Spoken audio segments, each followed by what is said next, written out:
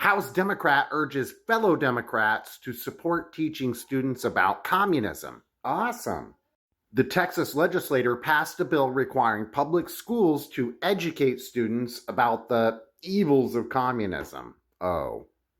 Democrats, read the bill, he said. Public school children will learn about the oppression and suffering experienced by people living under communism. Communist regimes, including mass violent land seizures, concentration camps, forced labor, and poverty, he said. Funny, it sounds like he's just describing British colonialism, US imperialism, or US foreign and domestic policy today. Like normal, every accusation by the imperialists is actually a confession.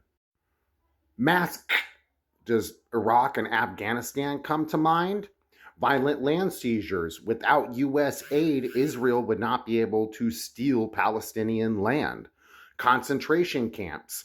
Remember the Japanese? Also, we're doing that currently to immigrants today. Forced labor. The United States is 5% of the world's population, 25% of the world's prison population. Slavery was never abolished. It is just regulated by the private prison industry, where it is legal to enslave people as punishment for a crime. Poverty, do I even have to go into this one? Every single park and library in my city is actually a homeless shelter. The school lunch program last year ran out of peanut butter and jelly sandwiches to feed the kids.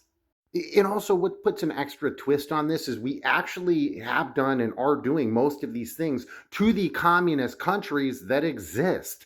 Think about what we did to Vietnam when you want to talk about mass. Or what about Laos? We bombed them for nearly 10 years. It was called the Secret Wars.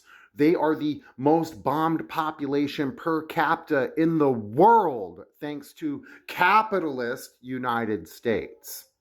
We currently occupy Korea. If you want to talk about violent land seizures, what about that? South Korea is less a country and more a U.S. military installation. We occupy, against the will of the Cuban people, Guantanamo Bay, Cuba. That is a violent land seizure.